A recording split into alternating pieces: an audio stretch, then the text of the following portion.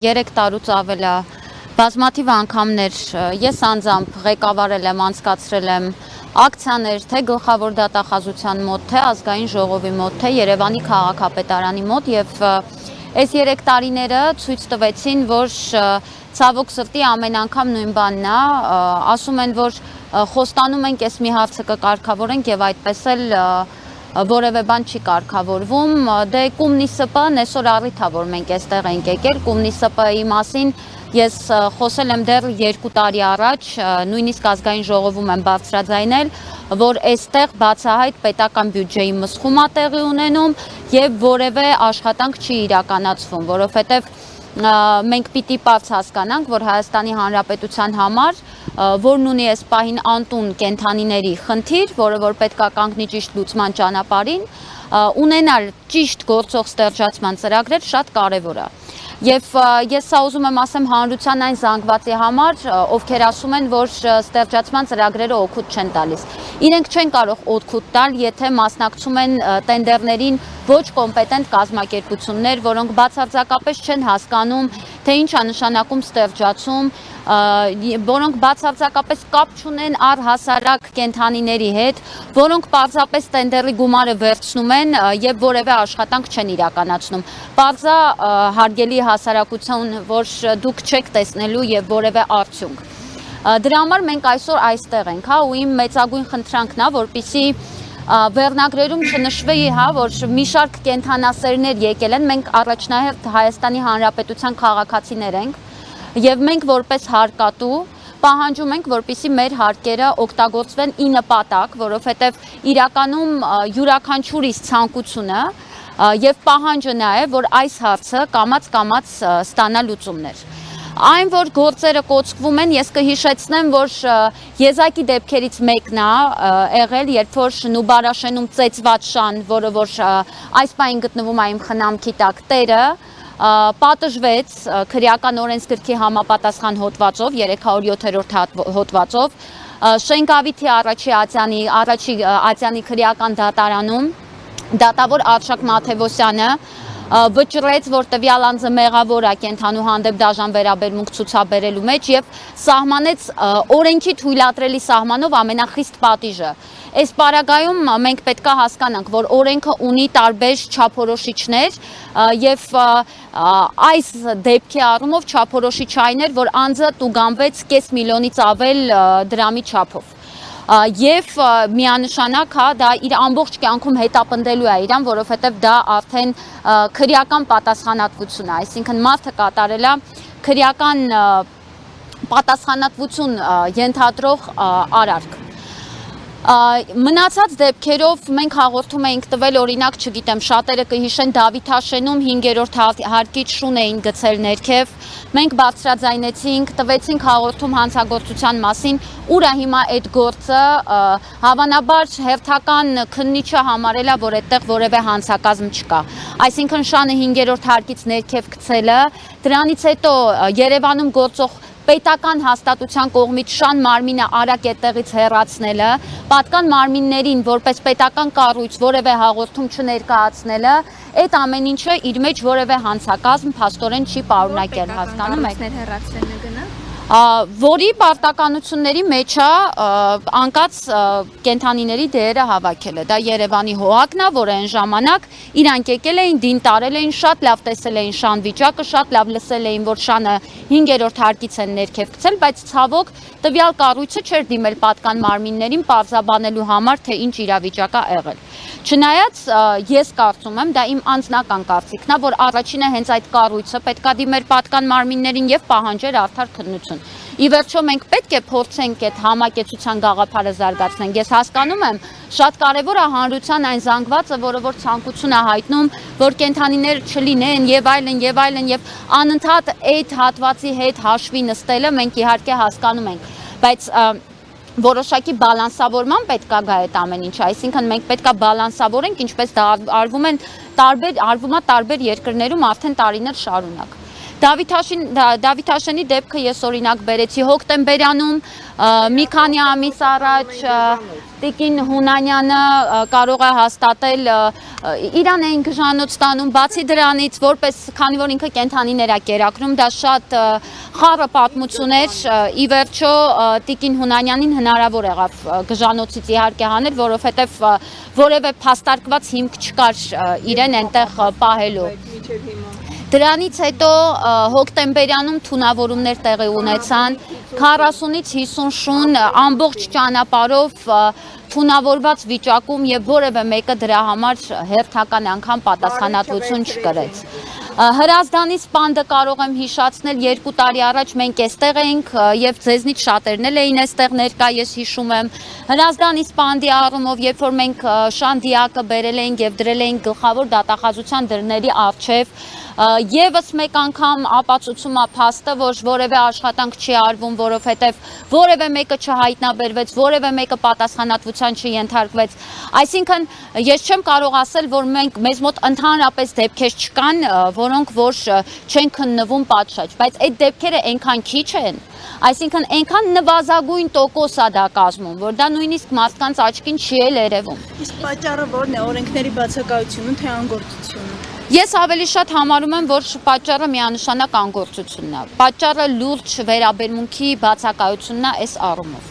Իսկ այդ ժամանակ, որ շանը բերել դրել եք դռների առջև, ինչ եղավ հետո։ Որևէ բան չեղավ, հերթական խոստումները, որ քննություն կլինի, որ կպարզեն, որ կգտնեն ու եւ այլն ու առ այսօր իրանք գտնում են, անցավ արդեն 2 տարի։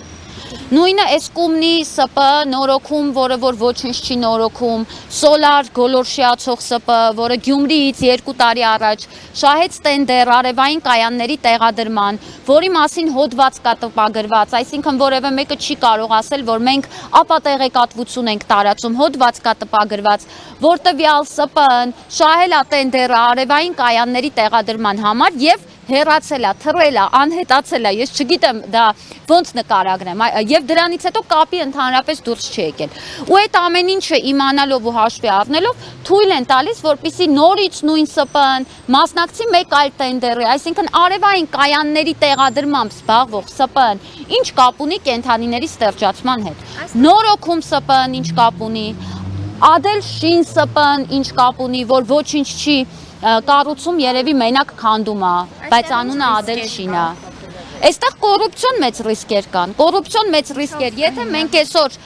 ունենք պատկեր, որ քննչական կոմիտեի մակարդակով գործը կարճվում է դեռ ապրիլին, մեզ տեղյակ չեն պահում, թույլ չեն տալիս, որպեսզի մենք բողոքարկենք։ Եթե մենք գործ ունենք մի իրավիճակի հետ, որ մինչև այսօր մեզ համոզում էին, որ գործը քննության փուլում է, որ դեռ ընթացքի մեջ է ու եւ այլն, հա 2 տարի ընթացքի մեջ է, ինչ են քննում 2 տարի,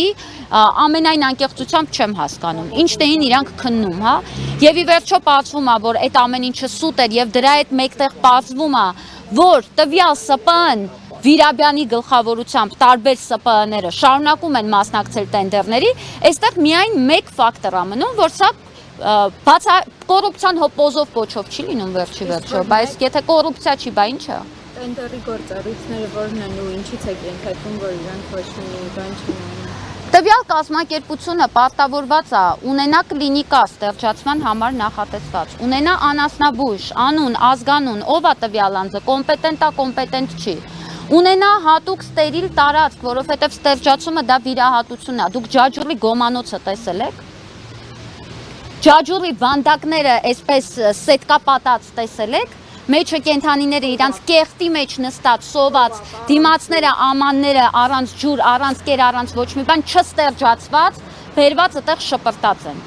Այսինքն իրանց գործառույթը որը պիտի լինի։ Իրանց գործառույթը պետք է լինի ապահովել այդ պայմանները, դրա համար տենդերի են մասնակցում ամենացածր գնով անցնում են 15,000 դրամով, դուք հաշվեք, պետք է ունենալ կլինիկայի տարածք, պետք է ունենալ անասնաբույժ, պետք է ունենալ համապատասխան ամեն ինչ սկսած նարկոզից եւ այլն, հա, ինչ որ անհրաժեշտ է վիրահատություն անցկացնելու համար։ Սկսված հետ վիրահատական, որ գոնե մեկ օր այդ կենթանին մնում է վիրահատություն տարած։ Իրան մշակելուց այդ ամեն ինչը 15,000 դրամով իրանք տենդերը շահում են ու ինչ են անում Ջաջուրի գոմանոցում տանում այդ կենթանիներին շպրտում են։ Հետո մենք իրանց հետևից իրանց կերած ամեն ինչը մաքրում ենք, որովհետև նույն 2 տարի առաջ այդ ջաջուրից կենթանիների այդ վիճակից ես անձամբ 2 շուն եմ այդտեղից հանել, որ երկուսն էլ իմ կացարանում են հիմա գտնվում։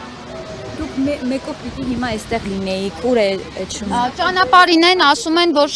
ցավոք սրտի խցանում է, դե աշխատանքային ժամ է, ես հասկանում եմ, բայց ոչ աշխատանքային օր եւ ոչ աշխատանքային ժամի անիմաստ է այստեղ գալը, որտեվ այստեղ նույնպես մասկ չի լինելու եւ դատարկ պատերի համար խոսելը անիմաստ է։ Դիմելու արդյունք չի եղել, այսօր նորից ինչ հավատով, ինչ հույսով եք եկել։ Մենք որևէ հույսով հավատով չենք եկել։ Ես եկել եմ այստեղ, որ հասկանամ, իրանք մի օր կամաչեն, թե չէ։ Գլխավոր դատախազտիկին Աննա Վարդապետյանը, որը հարցազրույցներ է տալիս, բավական կոկիկ, այսպես կուլտուրական, այսպես, այնպես եւ այլն, լսել էի ժամանակին, որ կենթանասեր է, բնություն է սիրում, կենթանիներ է սիրում։ Ես տիկին Վարդապետյանին իմ Facebook-յան էջի ուղիղ եթերում եմ հարցրել, արդյոք չեն ամաչում։ Ձեզ մի հարց, այդ շան վիճակը հիմա ոնց է։ Տեսանք, որ թույլ էր տեսանյութում, շատ վատ վիճակում, այսպես։ Հիմա շատ ավելի լավ է բնականաբար, որովհետև այդ վիճակը կարա նայեք, այդ վիճակը կարա առաջանա տարբեր պատճառներից։ Շան բռնելու ձևից սկսած, տարածքի փոփոխությունից սկսած, այդ միջավայրից սկսած, դա մեծ սթրես է, կենթանիները շատ մեծ սթրես են տանում։ Եվ հասկանալի է արդեն թե ինչ մեթոդներով են այդ կենթանիներին բռնում, ոչ հումանիստական մեթոդներով, որովհետև գիտեք ինչ, կենթանի բռնելն էլ է մասնագիտություն։ Ամեն երկրորդը չի կարա վերցնի այդ ուդավկան ընկնի վազի կենթանու հետևից, ասի ես այս գործը անում եմ։ Դրա համար էլ ունենք այն ինչ ունենք։ Եղել են բազմաթիվ տեսանյութեր, թե ոնց են կենթանիներին սխալ բռնում, քարշ տալիս ասֆալտով, դրա մասին ես վաղուց բարձրաձայնել եմ, շարունակում եմ բարձրաձայնել։ Այստեղ եմ այսօր, որպեսզի հերթական անգամ ցույց տամ հանրությանը, ինչն է իրականում խնդիրը։ Այսինքն մեղավորը կենթանասերները չեն, կենթանապաշտպանները չեն, մեղավորը այդ կենթանիները չեն, որ իրանք դրսում են։ Մեղավորը այն սիստեմն է, որը այսօր կա։ Սիստեմը, համակարգը, այսինքն համակարգը, որը բացարձակապես անհանգստացած չի նրանով, որ պետական բյուջեի գումարները մսխվում են, անհանգստացած չի բացարձակ նրանով, որ Հայաստանի Հանրապետության ներքին խնդիր հանդիսացող հարցը առ այսօր չի կարողանում լուծումներ ստանալ, չի կարգավորվում, նստում ուրախանում ենք, որ ազգային ժողովում օրինագիծը վերջապես քննարկեցին, կառավարությունը հավանություն տվեց, հիմա պետք է ազգային ժողովում, ես չգիտեմ երբ, կենթանիների բարեկեցության մասին օրենքը դնեն քննարկման ու եւ այլն, բայց դա առ ոչինչ է, եթե չկա պատկերացում նրա, թե այդ օրենքի բոլոր կետերը ինչպես պետք է վերահսկվեն։ Առ ոչինչ է դա, այսինքն եթե պիտի լինի հերթական թուղթը, որի վրա գրելու են, թողեն այդ թուղթը տենց մնա մենակ մեր բերանը փակելու համար, մենք այդ ամեն ինչը արդեն անցել ենք, մենք շատ լավ գիտենք ու դա միայն այս ոլորտում չի կատարվում, Հայաստանում շատ ու շատ բազմաթիվ ոլորտներում այս նույն խնդիրները կան, ուղղակի մենք այստեղ խոսում ենք կենթանիներից։